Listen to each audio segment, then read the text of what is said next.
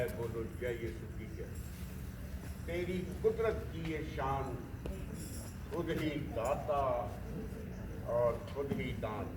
खुदा की बातें हैं, थोड़ा सा समझना मुश्किल होता है, लेकिन हमें कोशिश करनी चाहिए कि खुदा की बातों को ध्यान से सुने और उसे अपने मन में रखें, अपने दिल में रखें।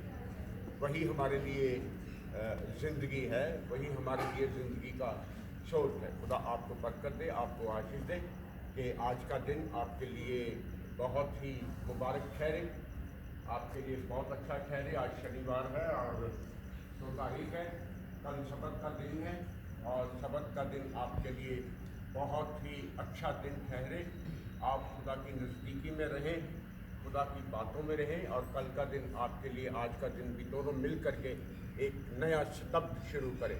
कल इतवार है और हम कल से पैशन वीक में चले जाएंगे। कल 3 तारीख है और 3 तारीख से हम लोग पैशन वीक में जा रहे हैं, जिसे हम लोग पछतावे का हफ्ता कहते हैं।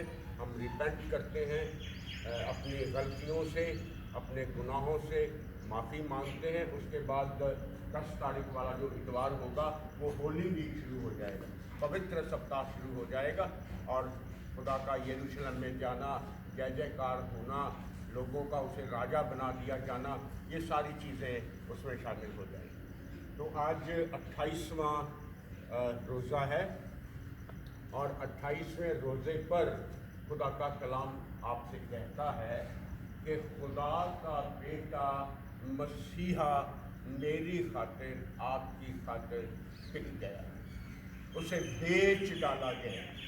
आज का उन्वान ये रहेगा कि खुदा का बेटा मसीहा आपकी खातिर, मेरी खातिर बेच दिया गया।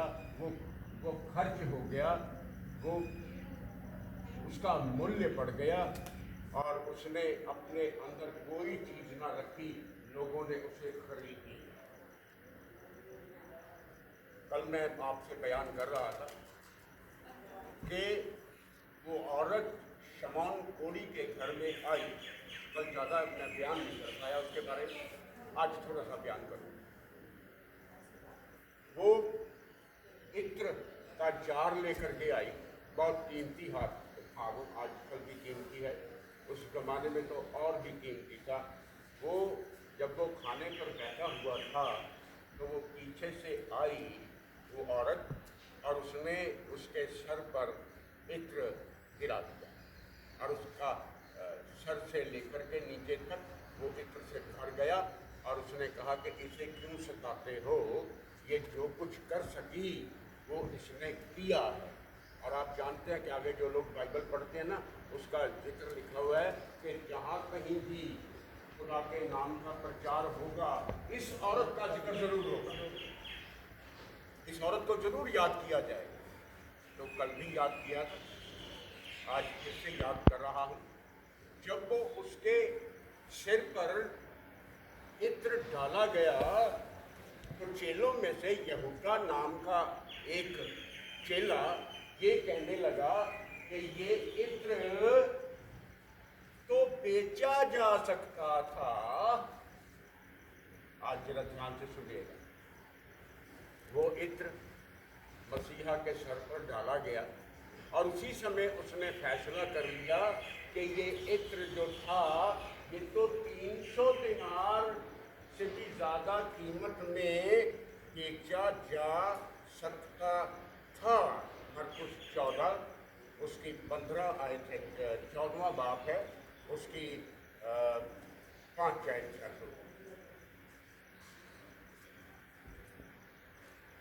पढ़ी। क्योंकि ये इत्र तो 300 दिनार से अधिक मूल्य में बेचा जा सकता था। आप लोग जानते हैं उसने उसी दिन इस बात को जाहिर कर दिया था, सारे लोगों पर जाहिर कर दिया था कि एक दिन मैं इसे 300 दिनार में बेच डालूंगा। आज याद रखिए, उसी दिन उसने, खुदा ने कहा इसने मेरे गाड़े जाने में पहल की है, इसने मुझे मखसूस कर दिया है कि मैं तुम्हारी खातिर मार दिया जाऊं। उसी दिन उसने ये कह दिया था कि 300 दिनार यानी कि 30 चांदी के टुकड़ों में ये इंसान जो है, ये मसीहा जो है वो बिक जाएगा। और चांदी के 30 टुकड़ों में वो बिक गए। चांदी के 30 टुकड़ों में उसे बेच दिया गया, उसे खरीद लिया गया, वो खर्च हो गया। और आपने अभी पढ़ा कि ये इत्र, ये इंसान जिस पर ये गिराया गया है, ये 300 दिनार में बेचा जा सकता था। उसी समय से उसके दिमाग में ये बात चलने लगी कि मैं इसे बेच डालूंगा। मत्ती 26 उसकी 15। और वो लोगों के पास गया, काइफा के पास गया, महायाजक के पास गया और कहने लगा, कल से षड्यंत्र शुरू हो गया। कल से उसे पकड़ने का षड्यंत्र शुरू हो गया है और आज पहला कदम जो है वो उठ गया है। वो लोगों के पास गया, महायाजकों के पास गया और 26 की 15 में कहता है, यदि मैं उसे तुम्हारे हाथों में पकड़वा दूं तो मुझे क्या दोगे? पढ़िए। यदि मैं उसे तुम्हारे हाथ पकड़वा दूं तो मुझे क्या दोगे? यदि मैं यीशु को तुम्हारे हाथों में पकड़वा दूं तो मुझे क्या दोगे? उसी वक्त उन्होंने चांदी के 30 टुकड़े तोल करके उसे दे दिए। पढ़िए पूरा कीजिए। उन्होंने उसे 30 चांदी के सिक्के तोल कर दे दिए। 30 चांदी के टुकड़ों का मतलब है 300 दिनार। आज उस औरत द्वारा कही गई वो बात पूरी होती है कि इसे मैं 300 दिनार में बेच डालूंगा, और आज वो बिक गया। यीशु के इवज में चांदी के 30 सिक्के तोल कर उसने उसे दे दिए। उसने आगे लिखा 16वीं आयत, उसने मसीहा की कीमत कबूल की, उसने वसूल की और उसकी जान को बेच दिया। पढ़िए। और वह उसी समय से उसे पकड़वाने का अवसर ढूंढने लगा। उसे बेच दिया, उसकी कीमत वसूल कर ली।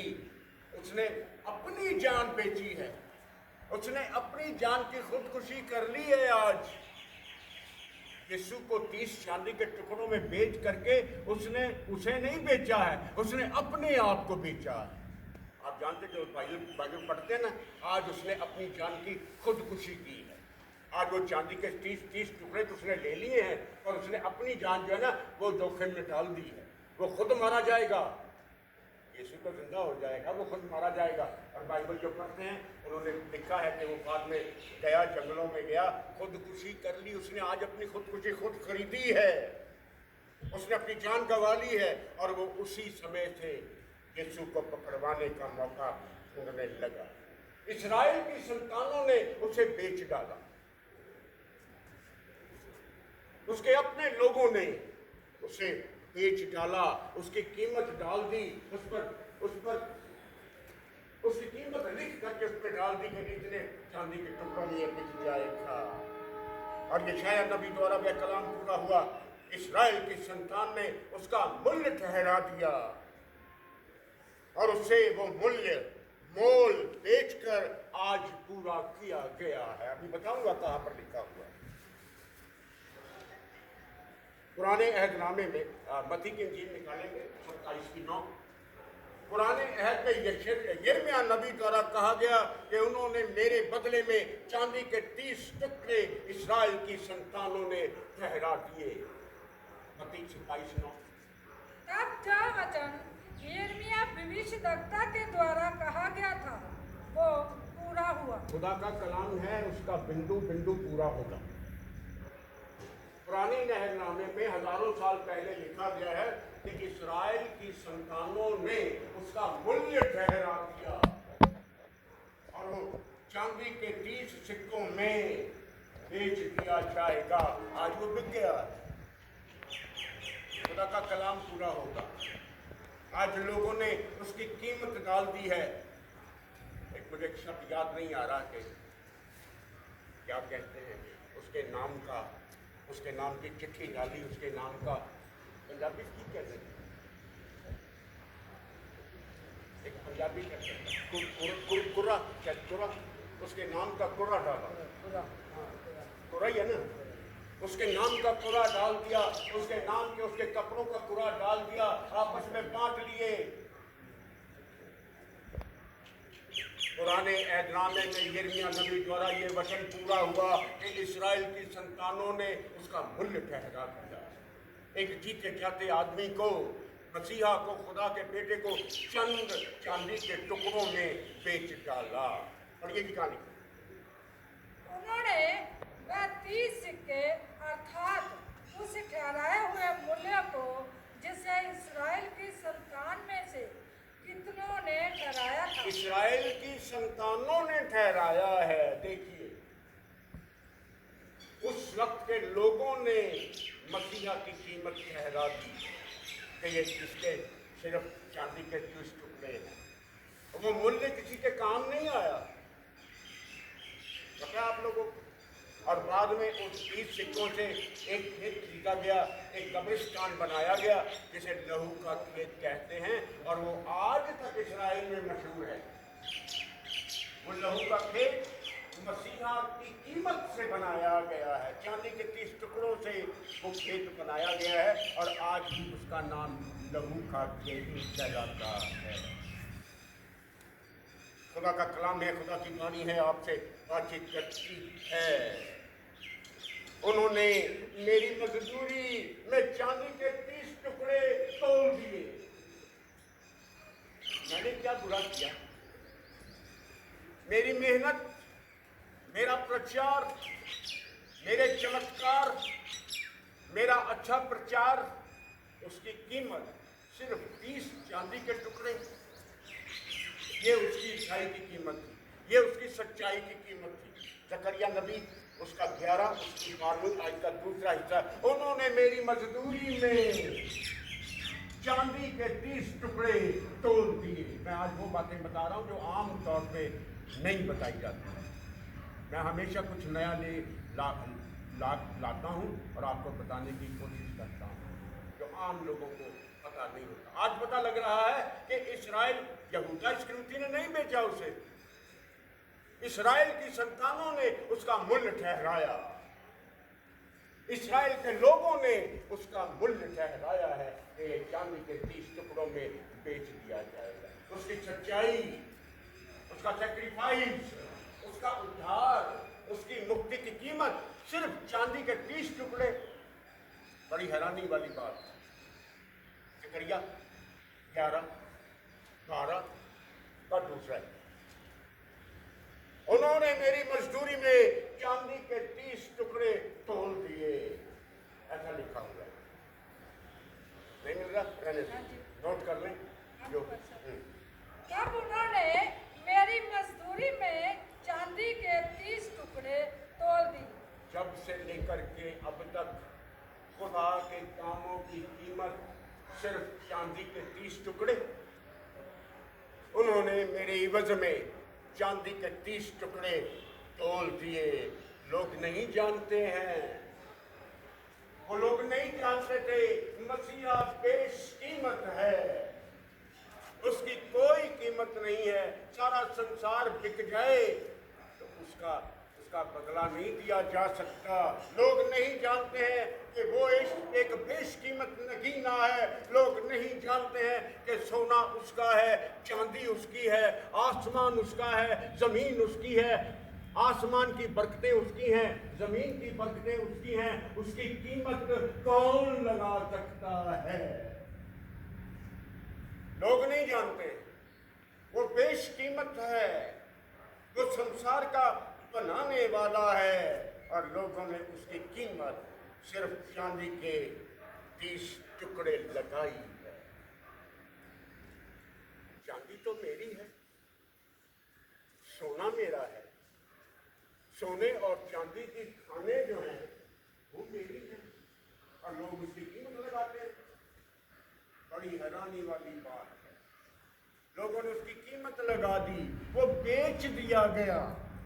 गुलामों की तरह बेच दिया गया।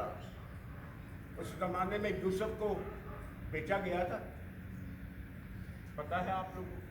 पुराने ऐतराम में यूसुफ के भाइयों ने उसे बेच दिया। वो 20 टुकड़ों में बेचा गया, चांदी के 20 टुकड़ों में बेचा गया था उस वक्त। और आज उन 20 की कीमत 30 हो गई है। चांदी के 30 टुकड़े हो गए। उस वक्त वो 20 टुकड़े था, आज मसीहा के लिए उसकी कीमत 30 टुकड़े हो गई है। लोगों ने उसका मूल्य लगाया, लोगों ने उसका मूल्य ठहरा दिया, लोगों ने उसकी खरीदो फरोख्त की है, लोगों ने उसके नाम का, उसकी जिंदगी का कुरा डाला है। माय डियर फ्रेंड्स, आज 2 तारीख है और 28वां रोजा है। कहीं आपको उसकी कीमत नहीं लगा रहे?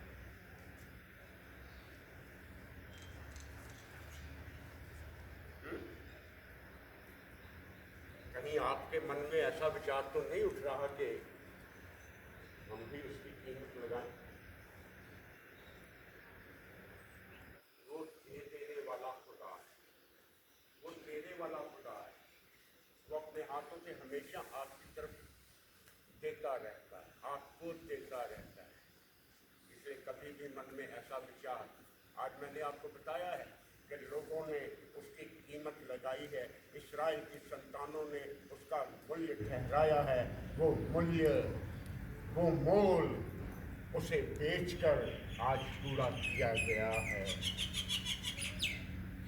हजई की किताब निकालेंगे, उसका 2 बाब, उसकी 8वीं आयत में लिखा हुआ है कि सोना तो मेरा है, चांदी मेरी, और मेरे ही दिए में से मुझे ही बेच डाला।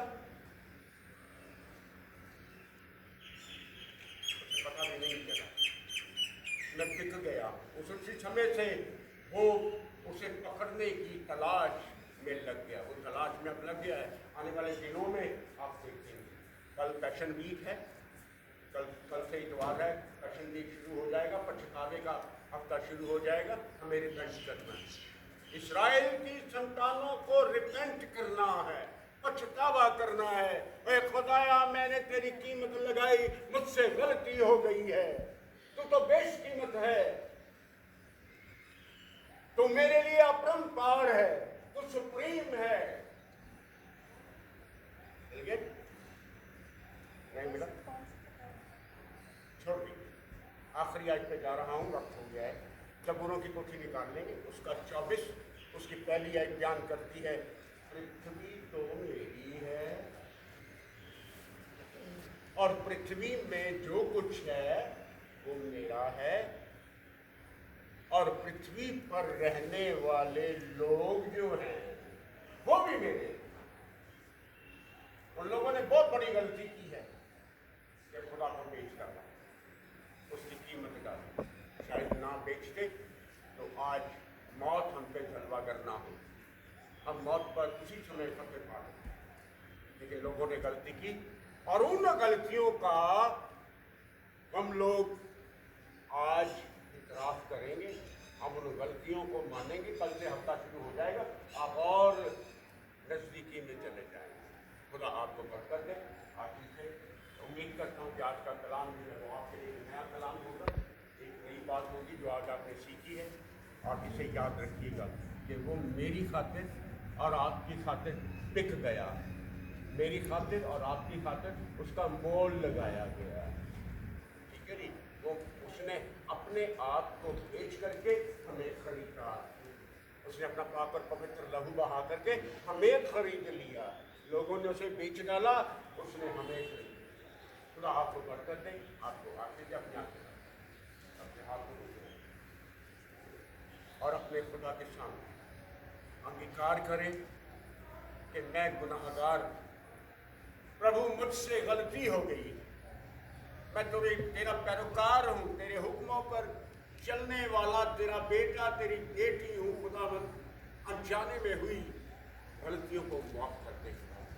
उन लोगों के लिए तुझसे माफी मांगता जिन्होंने तुझे बेच डाला है, जिन्होंने तुझे बेच करके दूसरे लोगों के हाथों में दे दिया है खुदा। तूने अपना पाक और पवित्र लहू बहाया कि हम बचा लिए जाएं, हमारी मुक्ति हो जाए, हमारा उद्धार हो जाए, हम भरपूरी की जिंदगी जिए, हम भरपूर और आनंद के साथ रहें, हमारी खुशियों को चार चांद लगा दें खुदा। हम और हमारे बच्चे, हमारा परिवार आगे बढ़े और तेरे नाम में मजबूत होता चला जाए। इस इंस्टीट्यूट पर, इस हॉस्पिटल पर, हॉस्पिटल में रहने वाले सभी बच्चों पर, बुजुर्गों पर तेरा रहम हो जाए, करम हो जाए। आने वाला इतवार जो है, पैशन वीक जो है, होली वीक जो है, वो सचमुच में हमारे लिए पैशन हो जाए, सचमुच में हमारे लिए होली हो जाए, पवित्र हो जाए और तेरे पाक और पवित्र लहू को हम ले सके।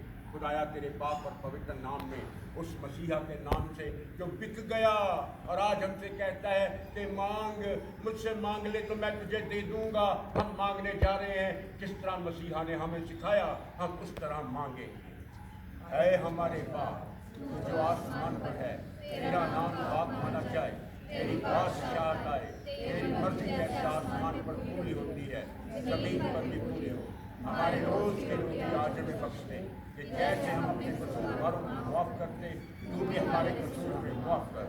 हमें आजमाइश में ना पड़ने दे, बल्कि बुराई से बचा, क्योंकि बादशाह, कुदरत और जलाल हमेशा तेरे हैं।